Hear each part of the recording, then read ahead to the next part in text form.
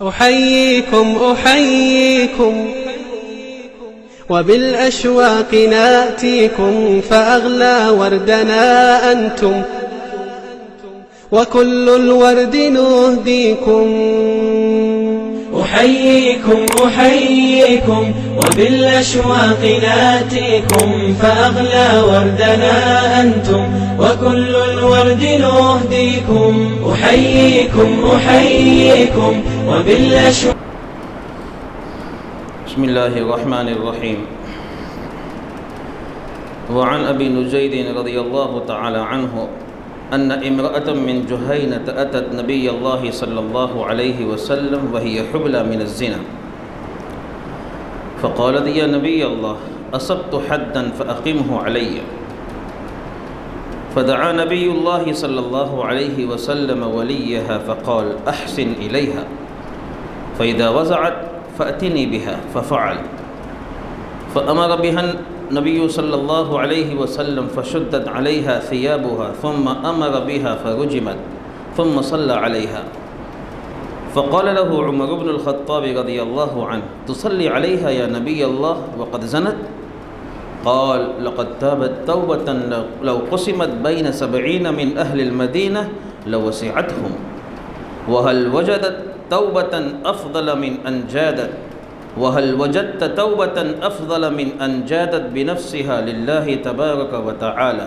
رواه مسلم. محترم دوستو، بزرگوں،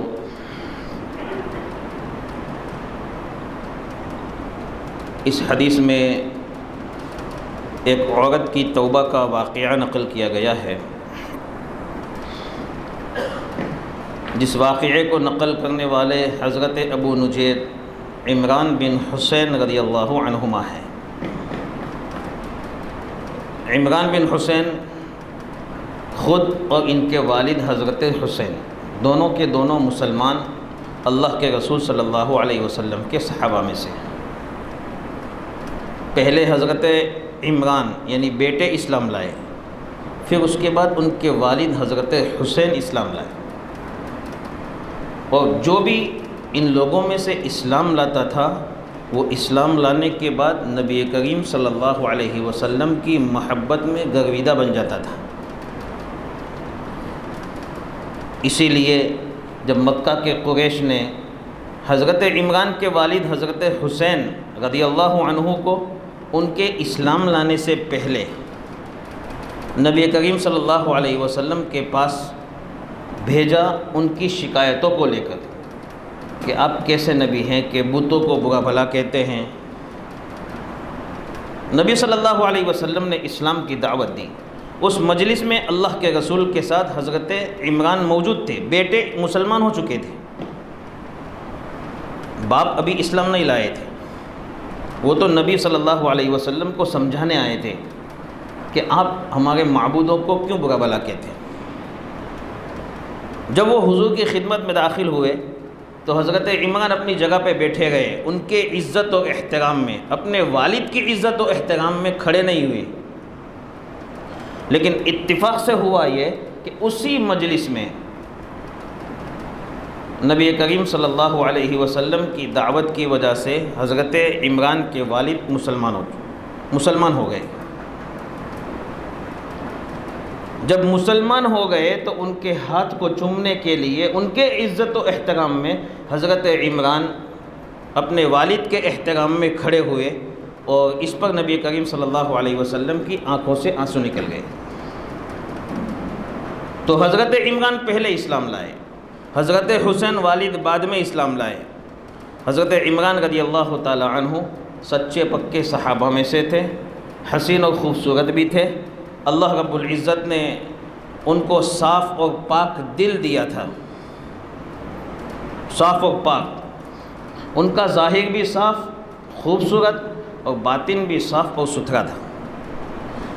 اسی وجہ سے ان کے بارے میں علماء نے لکھا ہے، اور مسلم شریف کی روایت میں بھی اس کا تذکرہ ہے، کہ صحابہ میں سے عمران بن حسین ایسے صحابی ہیں کہ جن کی زندگی میں فرشتے ان کو سلام کرنے کے لیے اور مصافحہ کرنے کے لیے آتے تھے۔ حضرت عمران ان کو سلام کرتے تھے، ان سے مصافحہ کرتے تھے۔ حدیث میں آتا ہے کہ صحابہ کرام نے جب نبی صلی اللہ علیہ وسلم سے شکایت کی تھی کہ اللہ کے رسول ہم آپ کے پاس رہتے ہیں تو جنت و جہنم ہمارے سامنے ہیں، ایسا لگتا ہے، ہماری حالت عجیب و غریب ہوتی ہے، آخرت ہمارے سامنے آ جاتی ہے، لیکن جب ہم اپنے گھروں پر جاتے ہیں تو ہماری حالت بدل جاتی ہے۔ تو حضور اکرم صلی اللہ علیہ وسلم نے اس وقت فرمایا تھا اگر جو حالت میرے پاس آپ لوگوں کی رہتی ہے وہی حالت پوری زندگی رہے، اپنے گھر والوں کے پاس جانے کے بعد بھی رہے، تو فرشتے راستوں میں تم سے سلام کرے، تم سے مصافحہ کرے۔ یہ حالت حضرت عمران بن حسین رضی اللہ عنہما کی رہتی تھی پوری زندگی، اس لیے ان سے سلام کرنے کے لیے، ان سے مصافحہ کرنے کے لیے فرشتے تشریف لاتے تھے۔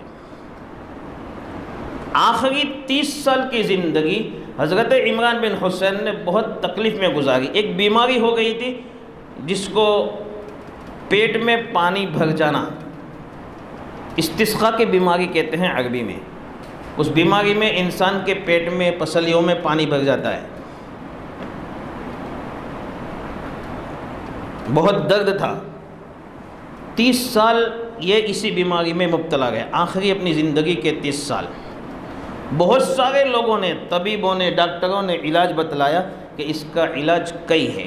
کئی کہتے ہیں لوہے کو گرم کیا جاتا ہے، اس کے بعد جہاں بیماری جہاں سے شروع ہوتی ہے وہاں اس کا داغ دیا جاتا ہے، لوہے کو ڈاما جاتا ہے، لوہے کے ذریعے سے جسم کو ڈاما جاتا ہے، اس سے بیماری ختم ہوتی ہے۔ یہ علاج پہلے زمانے میں کیا جاتا تھا، اور نبی کریم صلی اللہ علیہ وسلم نے اپنے صحابہ کو خصوصاً اس علاج سے منع فرمایا تھا۔ حضور ناپسند کرتے تھے اس علاج کو۔ اس کی وجہ یہ تھی کہ صحابہ کو جہاں اسباب کا اختیار کرنا سکھایا، وہیں اللہ کے رسول نے توکل کا اعلیٰ درجہ بھی سکھایا۔ اس لیے اللہ کے رسول اپنے صحابہ کا معیار بہت اونچا بنانا چاہتے تھے، اعتماد کا معیار، توکل کا معیار بہت اونچا بنانا چاہتے تھے۔ اس لیے حضور اکرم صلی اللہ علیہ وسلم اس علاج کو ناپسند فرماتے تھے۔ عمران بن حسین رضی اللہ تعالی عنہ نے پوری زندگی، آخری زندگی کے 30 سال اس بیماری کو برداشت کیا، لیکن کسی کی بات نہیں مانی۔ انہوں نے اپنے جسم کو داغ نہیں دیا لوہے کے ذریعے سے، کیونکہ حضور ناپسند فرماتے تھے۔ لیکن زندگی کے آخری 2 سال یعنی 28 سال بیماری کو برداشت کرنے کے بعد ابھی 2 سال باقی تھے۔ اس 2 سال میں جب تکلیف زیادہ بڑھ گئی تو حضرت عمران بن حسین رضی اللہ تعالی عنہ نے اس بیماری کے علاج کے لیے مجبور ہو کر اس علاج کو پسند فرمایا، اور جیسے ہی ان کے جسم پر داغ دیا گیا اس دن سے فرشتوں کا سلام کرنا بند ہو گیا۔ کیوں؟ حضور صلی اللہ علیہ وسلم کو یہ علاج پسند نہیں تھا۔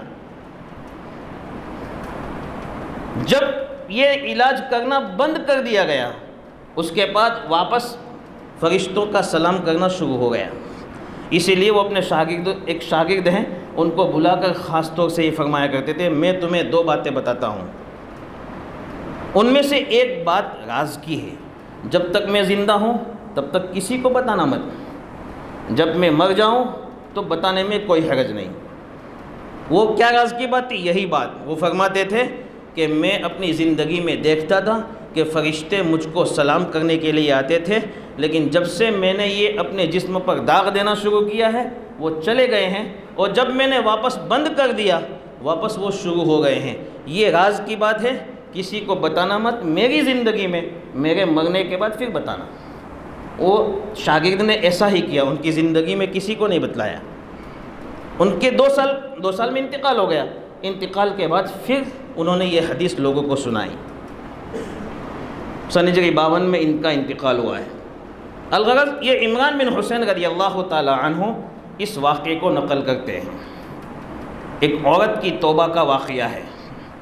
اس واقعے کو سمجھنے سے پہلے ایک بات سمجھو، اگر انسان اللہ کی نافرمانی سے بچنا چاہتا ہے، گناہ سے اپنے آپ کی حفاظت کرنا چاہتا ہے، تو اس میں ایک بہت بڑی صفت ہونی چاہیے جس کو کہتے ہیں اللہ کا ڈر، تقوی، خشیت۔ جس کے دل میں اللہ کی عظمت ہوگی اس کے دل میں اللہ کا ڈر اور اللہ کی خشیت ہوگی۔ امت میں سب سے زیادہ خشیت اگر کسی کے دل میں تھی، اللہ کا ڈر کسی کے دل میں تھا، تو وہ نبی کی ذات تھی۔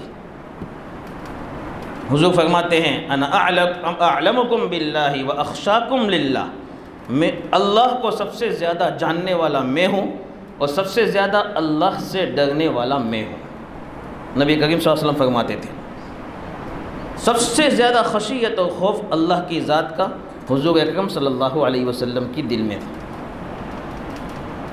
یہ خشیت اور یہ خوف جب مسلمان کے دل میں ہوتا ہے تو اس کے ذریعے سے وہ اللہ کے نافرمانی سے بچتا ہے، گناہ کے ارتکاب کرنے سے بچتا ہے۔ یہ خشیت، یہ خوف جب انسان کے دل سے نکل جاتا ہے تو اس وقت پھر وہ جو چاہے اپنی زندگی میں گناہ کا ارتکاب کرتا ہے۔ نبی کریم صلی اللہ علیہ وسلم کی تربیت کی وجہ سے صحابہ کرام رضی اللہ عنہم اجمعین، خود یہ صحابہ اور ان کی عورتوں میں اللہ کا خوف، اللہ کا ڈر بہت زیادہ مقدار میں بھرا ہوا تھا۔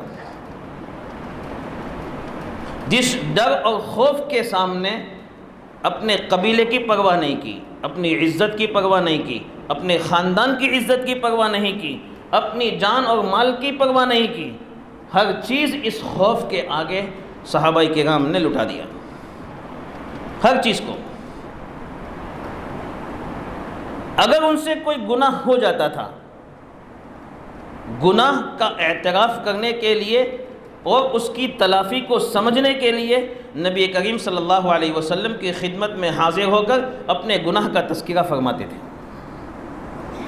تاکہ اسی دنیا میں پاک صاف ہو جائے۔ حالانکہ اپنی عزت سے بڑھ کر کیا چیز ہے، اپنے خاندان کی عزت سے بڑھ کر کیا چیز ہے۔ صحابہ کو پتہ تھا کہ اس وقت ہمارا جو بھی واقعہ پیش آئے گا وہ واقعہ قیامت تک یاد رکھا جائے گا، لیکن پھر بھی وہ لوگ نبی کریم صلی اللہ علیہ وسلم کی خدمت میں حاضر ہو کر اپنے گناہ کا اعتراف کر کے اس کی تلافی سمجھنے کے لیے حضور سے سوال کرتے تھے۔ ایک صحابی نبی کریم صلی اللہ علیہ وسلم کی خدمت میں آئے اور فرمایا اللہ کے رسول، مدینہ کے کنارے پر ایک عورت سے میری ملاقات ہوئی، میں نے اس سے جمع نہیں کیا لیکن میں نے اس کو بوسہ دے دیا۔ پرائی عورت تھی، اجنبی عورت تھی، اس کو میں نے بوسہ دے دیا، کوئی تلافی؟ حل من توبہ، کیا میرے لیے کوئی توبہ کی شکل؟ حضور سے پوچھنے آ گئے۔ انسان اپنے گناہوں کو چھپاتا ہے، لیکن یہ صحابہ کے دل میں اللہ کا خوف تھا، آخرت کا خوف تھا، آخرت کی سزا کا خوف تھا، ڈر تھا، اس لیے یہ پوچھنے آتے تھے نبی کریم صلی اللہ علیہ وسلم کی خدمت میں۔ یہ واقعہ اس زمانے میں ہوا، آج تک اس کو بیان کیا جا رہا ہے، قیامت تک بیان کیا جائے گا۔ اللہ رب العزت نے آیت نازل فرمائی ان الحسنات یذہبن السیئات، نیکی کر لو، گناہ ہونے کے بعد نیکی کر لو، یہ نیکی تمہارے گناہوں کو مٹا دے گی۔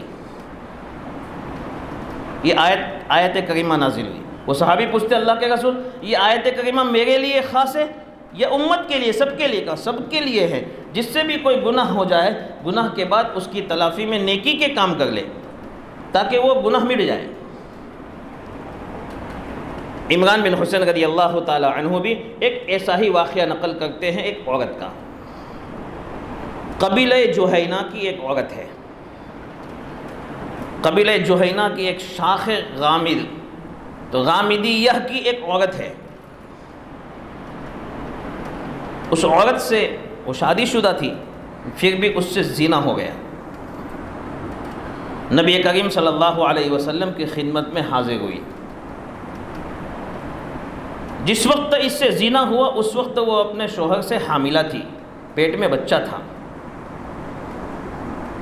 نبی صلی اللہ علیہ وسلم کی خدمت میں حاضر ہوئے، اللہ کے رسول اصبت حدا فاقمہ علیہ، میں نے بہت بڑا گناہ کیا ہے جس کی وجہ سے مجھ کو سزا ہونی چاہیے، میں سزا کی مستحق ہوں، ایسا گناہ کیا ہے جس کی وجہ سے میں سزا کی مستحق ہوں، وہ سزا مجھ پر جاری کیجیے۔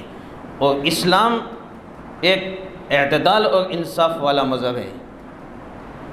اس نے ہر گناہ کے لیے کوئی نہ کوئی سزا طے کی ہے، اور سزا انسان کو بطور سزا کے لیے نہیں بلکہ سزا انسان کے لیے اس لیے طے فرمائی ہے تاکہ وہ ان سزا کی برکت سے وہ گناہ کی نحوستوں سے رکا رہے۔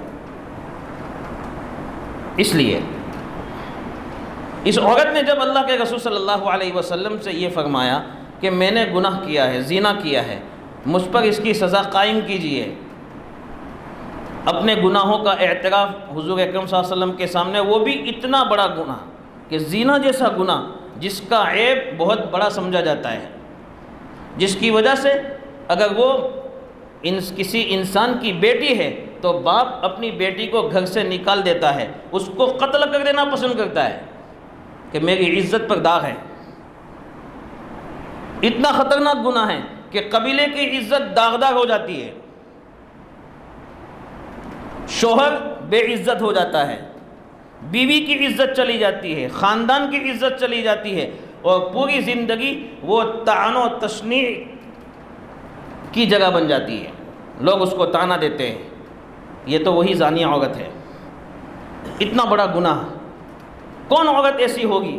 اور جبکہ پھر عورت نے کیا ہو، مرد نے کیا تو اس کا گناہ تو ہلکا ہوتا ہے، یعنی ہلکا سماج کے لیے ہلکا ہے، وہ بھی بڑا ہی گناہ ہے لیکن سماج اس کو ہلکا سمجھتی ہے۔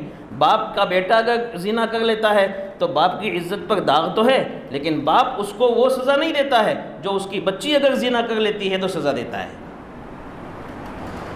یہاں عورت ہے، اتنا بڑا گناہ اس سے ہوا ہے، لیکن اپنے گناہ کا اعتراف کسی بے عزتی کی پرواہ کیے بغیر نبی کریم صلی اللہ علیہ وسلم کی خدمت میں وہ عورت کر رہی ہے، اس لیے کہ اس کے دل میں اللہ کا ڈر اور خوف ہے، آخرت کے عذاب کا ڈر ہے، اس لیے وہ اعتراف کر رہی ہے۔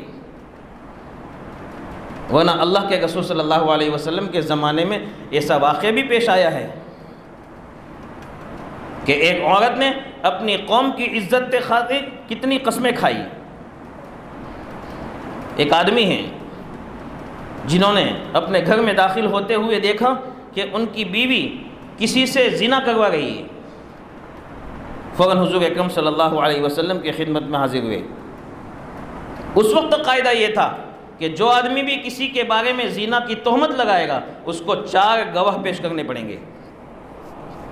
اللہ کے رسول صلی اللہ علیہ وسلم نے اس آدمی سے کہا 4 گواہ ہے تمہارے پاس؟ انہوں نے کہا اللہ کے رسول میں اپنی آنکھوں سے اپنی بیوی کو زنا کرتے ہوئے دیکھ رہا ہوں پرائے مرد کے ساتھ، تو میں اس وقت کیا گواہ ڈھونڈنے جاؤں؟ آؤ میری بیوی کو دیکھو وہ زنا کروا رہی ہے۔ میرے پاس کوئی گواہ نہیں ہے، میں نے اپنی آنکھوں سے دیکھا ہے، لیکن میں اللہ کی ذات سے امید کرتا ہوں کہ اللہ رب العزت میری اس بات کی گواہی میں قرآن کریم کی آیات نازل فرمائے گا، اور ایسا ہی ہوا۔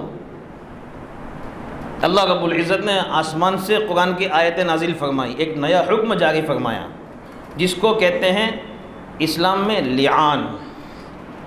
18ویں پارے میں اس کا تذکرہ ہے، لعان، کہ جہاں کوئی شوہر اپنی بیوی پر تہمت لگاتا ہے زنا کی تو وہاں دونوں کے درمیان فیصلہ کرنے کے لیے اگر دونوں مانتے نہیں ہیں، شوہر کہتا ہے اس نے زنا کیا اور بیوی کہتی ہے میں نے نہیں کیا، ایسی شکل میں لعان کیا جائے گا۔ لعان کا مطلب ہوتا ہے کہ جو شوہر ہے وہ 5 قسمیں کھائے گا۔ پہلی قسم، یہ پہلی 4 قسمیں کھائے گا کہ اللہ کی قسم میں اپنی بات میں سچا ہوں کہ اس عورت نے زنا کیا ہے۔ 5ویں قسم کھائے گا اللہ کی قسم اگر میں اپنی بات میں جھوٹا ہوں تو اللہ کی لعنت مجھ پر ہو۔ یہ 5 قسمیں پھر عورت کھائے گی، 5 قسمیں، جس میں پہلی 4 قسمیں یہ کھائے گی کہ اللہ کی قسم میرا شوہر اس کی بات میں جھوٹا ہے۔ 5ویں قسم کھائے گی اللہ کی قسم اگر وہ سچا ہے اپنی بات میں، میرا شوہر سچا ہے اپنی بات میں، تو مجھ پر اللہ کا غضب نازل ہو، غصہ نازل ہو۔ پھر دونوں کے درمیان جدائیگی کروا دی جائے گی، دونوں کو علیحدہ کر دیا جائے گا، اب جمع نہیں ہو سکتے، گویا طلاق کی شکل ہو گئی۔ یہ ہے لیان۔ اللہ کے رسول صلی اللہ علیہ وسلم کے زمانے میں ایک آدمی نے اسی طرح اپنی بیوی پر الزام لگایا کہ میں نے اس کو دیکھا ہے زنا کرتے ہوئے۔ اس کے بعد یہ قرآن کریم کی آیت نازل ہوئی، اللہ کے رسول نے سب کو جمع کیا، دونوں کو بلایا، شوہر نے قسمیں کھا لی کہ اللہ کی قسم میں اپنی بات میں سچا ہوں، پانچویں قسم کھائی اگر میں جھوٹا ہوں تو مجھ پر اللہ کی لعنت ہو۔ عورت نے 4 قسمیں کھائی، اللہ کی قسم میرا شوہر جھوٹا ہے۔ 4 قسمیں کھائی تھی اور 5ویں قسم ابھی باقی تھی کہ کچھ لوگوں نے عورت سے کہا اللہ سے ڈر، اگر تو 5ویں قسم کھا لے گی تو نتیجہ یہ ہوگا کہ لیان ثابت ہو جائے گا، دونوں کے درمیان میں جدائیگی ہو جائے گی، اور یہ بات یقینی ہے کہ دونوں میں سے ایک سچا ہے ایک جھوٹا ہے، یہ بات یقینی ہے، ایک سچا ایک جھوٹا۔ وہ عورت تھوڑی ٹھہر گئی، لیکن پھر اس نے 5ویں قسم کھانے سے پہلے ایک بات کہی، کیف افضح قومی سائر الیوم، پوری زندگی میں اپنی قوم کو کیسے رسوا کر سکتی ہوں؟ یعنی میں اپنے شوہر کی بات مان لوں کہ میں نے زنا کیا ہے تو اس کا نتیجہ کیا ہوگا کہ یہ اس قوم کی عورت ہے، جس قوم کی اس عورت نے زنا کیا ہے، اس لیے میری قوم رسوا ہوگی۔ اس لیے اپنی قوم کی عزت بچانے کے لیے اس نے 5ویں قسم بھی کھا لی کہ اگر میرا شوہر سچا ہو تو مجھ پر اللہ کا غضب نازل ہو۔ کہنا یہ چاہتا ہوں میرے دوستو کہ انسان کے نزدیک اپنی عزت، اپنے خاندان کی عزت بہت بڑی چیز ہے، لیکن خاندان کی عزت کی پرواہ کیے بغیر جب اللہ کا ڈر انسان کے دل میں ہوتا ہے تو اس عزت کو وہ سائیڈ پہ رکھ دیتا ہے، اور اس عزت کو سائیڈ پہ رکھ کر اللہ کے ڈر اور اللہ کا خوف سامنے رکھ کر وہ اللہ رب العزت کی اطاعت پر آ جاتا ہے۔ اس عورت نے بھی ایسا ہی کیا، جس نے گناہ کا اعتراف اللہ کے رسول کے سامنے کیا تھا۔ انہوں نے اللہ کے رسول سے جب کہا اللہ کے رسول اس طرح کی بات ہے، میں نے زنا کیا ہے، مجھ پر اپنی حد قائم کیجئے، مجھ پر اپنی سزا جاری کیجئے، تو نبی کریم صلی اللہ علیہ وسلم نے پہلے اس کے کسی ولی، اس کے گھر کے ذمہ دار کو بلایا۔ یہ عورت چونکہ حاملہ تھی، اس کے پیٹ میں بچہ تھا، جب شادی شدہ عورت ہو تو زنا کی وجہ سے اس کو رجم کیا جاتا ہے، سنسار کیا جاتا ہے۔ سنسار کا مطلب ہوتا ہے شریعت کی ایک سزا ہے، گڑھا کھودا جاتا ہے، اس میں اس کو کھڑا کیا جاتا ہے، کوئی بھی مرد ہو یا عورت ہو جو شادی شدہ ہے اور زنا کرے تو اس کو گھڑے میں کھڑا کیا جاتا ہے، اور اس کے بعد سارے لوگ جمع ہو کے اس کو پتھر مارتے ہیں یہاں تک کہ وہ مر جاتا ہے، اس کو رجم کہتے ہیں۔ تو یہ اس کے لیے سزا طے تھی، یقینی تھی کہ یہ سزا اس پر جاری ہوگی، لیکن بات کیا تھی کہ یہ عورت اس وقت حاملہ تھی، اس کے پیٹ میں بچہ تھا۔ اگر یہ سزا اس کو اس حالت میں دے دی جائے تو 2 آدمی مریں گے، ایک عورت بھی جائے گی، اس کے پیٹ کا بچہ بھی جائے گا۔ اس لیے نبی کریم صلی اللہ علیہ وسلم نے اس کے گھر کے ذمہ دار کو پہلے بلایا، اور بلانے کے بعد سب سے پہلے کیا نصیحت فرمائی وہ سنو۔ رحمت والے نبی، شفقت والے نبی ہم کو دین دے کر گئے، وہ بھی شفقت والا رحمت والا دین ہے۔ اس عورت کے لیے سنسار کی سزا طے ہے، اس کے باوجود جب تک اس عورت کو سزا نہیں دی جائے تب تک اللہ کے رسول نے اس کے ذمہ دار کو یہ فرمایا اس کے ساتھ اچھا سلوک کرنا۔ کیا فرمایا؟ اس کے ساتھ اچھا سلوک، حالانکہ اس کو سنسار کیا جانا ہے۔ جیسے ہمارے کسی آدمی کو کوئی آدمی قیدی ہے جیل میں، اس کو سزا سنا دی جائے کہ اس کو پھانسی دی جائے گی، تو پھانسی دینے تک کتنے اور زیادہ اس کو سزا دی جاتی ہے۔ یہاں سزا نہیں، احسان، اس لیے کہ اس نے جب گناہ کا اعتراف کیا ہے تو اس کے قبیلے والوں کو غیرت آئے گی کہ ہمارے قبیلے میں ایک عورت ایسی بھی نکلی۔ لوگ گناہ کو دیکھتے ہیں، خاتمے کو نہیں دیکھتے ہیں کہ خاتمہ اچھا ہے اس عورت کا۔ اس نے اعتراف اس لیے کیا ہے کہ یہ پاک صاف ہو کر دنیا سے جائے، کیونکہ نبی صلی اللہ علیہ وسلم کا فرمان ہے جس پر سزا جاری کر دی جائے دنیا میں وہ اپنے گناہ سے پاک صاف ہو جاتا ہے۔ توبہ یہ بھی ایک شکل ہے پاک صاف ہونے کی، لیکن توبہ اگر قبول ہو تب یہ عورت یہ بھی کر سکتی تھی کہ توبہ کر کے پاک صاف ہو سکتی تھی، لیکن اس عورت نے یقینی اپنی صفائی چاہی کہ یقینی طور پر میں صاف ستھری اس دنیا سے جاؤں، اس کی شکل یہی ہے کہ میں اپنے گناہ کا اعتراف کر کے میں اپنے اوپر سزا کو جاری کرواؤں تاکہ یقینی طور پر میں پاک صاف ہو جاؤں۔ اس لیے اس عورت نے اللہ کے رسول کے سامنے اپنے گناہ کا اعتراف کیا، تو قبیلے والے اس کو برا بھلا کہہ سکتے تھے، طعن و تشریح کر سکتے تھے، ہو سکتا ہے اس پر کوئی ہاتھ بھی اٹھا لے کہ ہمارے قبیلے کو بدنام کیا تو نے۔ یہ ساری باتیں سامنے رکھ کر نبی صلی اللہ علیہ وسلم نے اس کے گھر کے ذمہ دار کو بلایا اور ایک نصیحت فرما دی، اس کے ساتھ احسان کرنا، اس کے ساتھ اچھا سلوک کرنا، جب یہ بچہ جن لے اور وہ بچہ دودھ پینا چھوڑ دے پھر اس کو لے کر آنا۔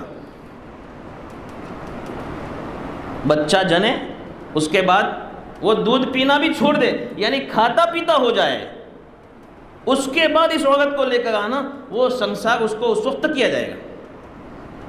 یہ ہے رحمت و شفقت۔ چنانچہ ایسا ہی ہوا، اللہ کے رسول صلی اللہ علیہ وسلم کے اس فرمان کی وجہ سے ولی اپنے گھر لے گئے، وہ ذمہ دار اپنے گھر لے گئے اور اس عورت کے ساتھ اچھا سلوک بھی کیا، یہاں تک کہ اس نے بچہ بھی جنا۔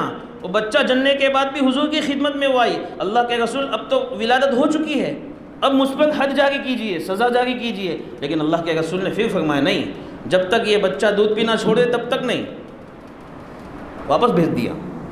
یعنی توبہ کی رغبت اس عورت کے دل میں کتنی تھی کہ واپس آ گئی ہے، اس کو معلوم ہے کہ مجھ پر پتھر برسائے جائیں گے، پھر بھی واپس آ گئی۔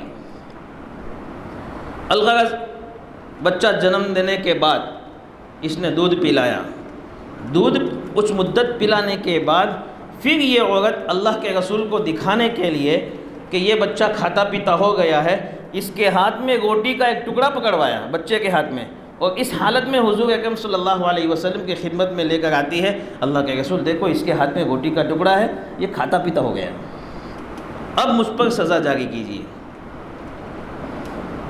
بہت بڑی بات ہے، سننا بہت آسان ہے، کہنا بہت آسان ہے، لیکن بہت بڑی بات ہے۔ ایک اتنی خطرناک سزا کے لیے بار بار عورت آ گئی، دوسروں کو سزا دلانے کے لیے تو بہت لوگ جاتے ہیں، لیکن اپنے اوپر سزا کے لیے کون جاتا ہے؟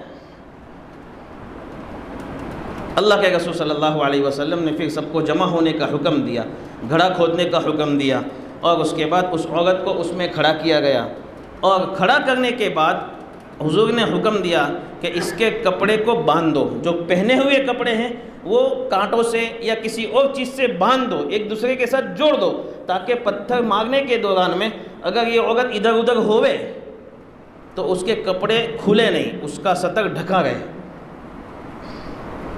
یہ حکم دیا حضور اکرم صلی اللہ علیہ وسلم نے۔ پھر اس کے بعد لوگوں نے پتھر برسائے، یہاں تک کہ اس کی موت ہو گئی۔ یہ سزا بہت سخت لگتی ہے، لیکن اسلام میں ہر سزا اسلام میں انسان کے لیے شرف اور اعزاز ہے، انسانی حقوق کو ضائع کرنے سے بچاتی ہے۔ جہاں اسلامی ملکوں میں یہ سزا جاری ہے، ان ملکوں کا حال دیکھ لیجئے کہ وہاں زنا کتنا ہوتا ہے، کتنے کیس آتے ہیں، اور جہاں یہ سزا کو ظلم سمجھا جاتا ہے، جیسے غیر مسلم لوگ، عیسائی مشنریاں اسلام پر اعتراض کرتی ہے کہ اسلام نے اتنی خطرناک سزائیں دی ہے، دینے کا حکم دیا ہے، جو لوگ اعتراض کرتے ہیں ان لوگوں کے یہاں دیکھو تو ہر گھر میں زنا کا بچہ ہے، کسی عورت کی عزت محفوظ نہیں ہے۔ ہمارے ہندوستان میں عورتوں کی عزت محفوظ نہیں ہے، ہر جگہ یہ حال ہے۔ اس لیے تاریخ اٹھا کر دیکھ لیجئے کہ زنا کے واقعات جہاں یہ سزا جاری کی گئی ہے وہاں زنا کے واقعات بہت کم ہوتے ہیں۔ ان چیزوں ہی کے لیے اسلام نے ایسے احکام جاری کیے ہیں۔ پتھر مانگنے کے درمیان میں حضرت خالد بن ولید رضی اللہ تعالی عنہ نے ایک پتھر اس عورت کو مارا جو اس کے سر پہ لگا، اور اس کا خون نکل کر حضرت خالد کی پیشانی پہ اڑا، اس عورت کا خون۔ تو حضرت خالد نے برا بھلا کہا، نبی کریم صلی اللہ علیہ وسلم نے یہ سن لیا کہ حضرت خالد اس عورت کو برا بھلا کہہ گئے، تو اللہ کے رسول صلی اللہ علیہ وسلم نے حضرت خالد سے فرمایا، خالد اس عورت کو برا بھلا مت کہو.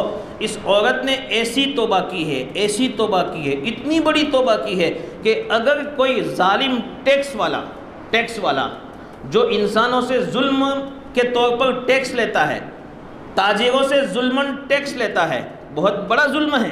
انسان کے مال کو ناحق قبضے کرنا یہ بہت بڑا ظلم ہے. اس کا جو گناہ ہے، اس گناہ سے اگر وہ توبہ کرے تو اس کی بھی مغفرت کی جائے، مغفرت کر دی جائے. اتنی بڑی توبہ اس عورت نے کی ہے. یعنی بندوں کے حقوق ضائع کرنے والا بھی اگر ایسی توبہ کرے گا تو اس کی توبہ بھی قبول کی جائے گی. اتنی بڑی توبہ اس عورت نے کی ہے. اس کو برا بھلا مت کہو. حضرت خالد سے یہ فرمایا. جب اس کا انتقال ہو گیا، نہلایا دھلایا، اس کے بعد کفن پہنا کر اس کو دفن کیا گیا، تو نبی کریم صلی اللہ علیہ وسلم نے اس عورت کی جنازے کی نماز پڑھائی. جب اللہ کے رسول صلی اللہ علیہ وسلم نے عورت کی جنازے کی نماز پڑھائی تو حضرت عمر آگے تشریف لائے. اللہ کے رسول، ایک عورت نے زنا کیا ہے اور اس عورت کی جنازے کی نماز آپ پڑھا گئے. حضرت عمر نے گناہ کو دیکھا، خاتمے کو نہیں دیکھا. انسان کی زندگی کا اعتبار خاتمے پر ہوتا ہے. اس لیے کسی کے گزرے ہوئے گناہ کو یاد مت دلاؤ، گزرے زمانے کے گناہوں کو یاد کر کے اس پر طعن و تشنیع مت کرو، یہ غلط ہے. کسی کو آگ مت دلاؤ، کیا معلوم اس نے اس سے توبہ کر لی ہو. کیونکہ انسان کے خاتمے کا اللہ کے یہاں اعتبار ہے. خاتمے میں جس حالت پر ہوگا اسی حالت پر اس کا فیصلہ ہوگا. حضرت عمر رضی اللہ تعالیٰ عنہ نے نبی صلی اللہ علیہ وسلم کو جو بات ارشاد فرمائی وہ ان کے گناہ کو دیکھ کر فرمائی، لیکن اللہ کے رسول صلی اللہ علیہ وسلم نے نماز پڑھائی ان کے خاتمے کو دیکھ کر، اور ہمارے لیے یہ سبق دیا کہ انسان کو اس کی زندگی کے گزرے ہوئے گناہ نہیں دیکھنا چاہیے بلکہ اس کے خاتمے کو دیکھنا چاہیے. جب حضرت عمر نے یہ سوال کیا تو اللہ کے رسول صلی اللہ علیہ وسلم نے حضرت عمر سے بھی ایک بات کہی، جیسے حضرت خالد سے فرمایا تھا. حضرت عمر سے بات کہی. کیا بات کہی؟ اے عمر سن، اس سے بڑی بات کیا ہے کہ اس عورت نے اللہ کو راضی کرنے کے لیے اپنی جان کو قربان کر دیا. اس سے بڑی بات کیا ہے؟ کیا اس سے بڑی بات بھی کوئی ہو سکتی ہے؟ پھر فرمایا عمر سن، اس عورت نے اتنی بڑی توبہ کی ہے، اتنی بڑی توبہ کی ہے کہ مدینہ والوں میں سے، مدینہ اتنی مبارک جگہ ہے جہاں حضور اکرم صلی اللہ علیہ وسلم خود تشریف فرما ہے، وہاں کے منافقوں میں سے اگر 70 منافق اپنی نفاق سے توبہ کر لے تو ان کی توبہ اللہ قبول کرے. ایسی بڑی توبہ اس عورت نے اللہ کے سامنے کی ہے. یعنی ایک طرف 70 منافق، کتنا بڑا گناہ ہے نفاق، کفر کا کتنا بڑا گناہ ہے، یہ اللہ سے توبہ کرے تو ان کی ایسی توبہ ان کے لیے مغفرت کے لیے کافی ہو جائے. اتنی بڑی توبہ اس عورت نے کی ہے. حضور اکرم صلی اللہ علیہ وسلم نے حضرت عمر کو یہ سمجھایا. اس نے اپنی ذات کو اللہ کے لیے، اللہ کو راضی کرنے کے لیے قربان کیا اور اتنی بڑی توبہ کی ہے. اس لیے انسان کو چاہیے کہ خاتمے کا اعتبار کرے، اس کی زندگی، پچھلی زندگی پر نظر نہ دوڑائے. نبی صلی اللہ علیہ وسلم نے امت کو یہ سمجھایا. الغرض چاہے کتنا ہی بڑا گناہ ہو، کتنا ہی بڑا گناہ، لیکن اس گناہ سے توبہ ہو سکتی ہے اور اس گناہ کی توبہ اللہ کے یہاں قبول ہو سکتی ہے. شرط اتنی ہے کہ ہر چیز میں اخلاص ہونا چاہیے. اگر اخلاص کے ساتھ اللہ کو راضی کرنے کے لیے توبہ بھی کی گئی ہے، چاہے کتنا ہی بڑا گناہ ہو، اللہ اس کو معاف کر دے گا اور انسان اس طرح ہو جاتا ہے جیسے اس کی ماں نے آج جنا ہے. اس لیے ہمیں بھی چاہیے میرے دوستو کہ ہم اپنے گناہوں سے توبہ کریں، اللہ سے معافی مانگیں تاکہ اس دنیا سے پاک صاف ہو کر جائیں. کریں گے انشاءاللہ. اللہ تعالی عمل کی توفیق عطا فرمائے. سبحان اللہ.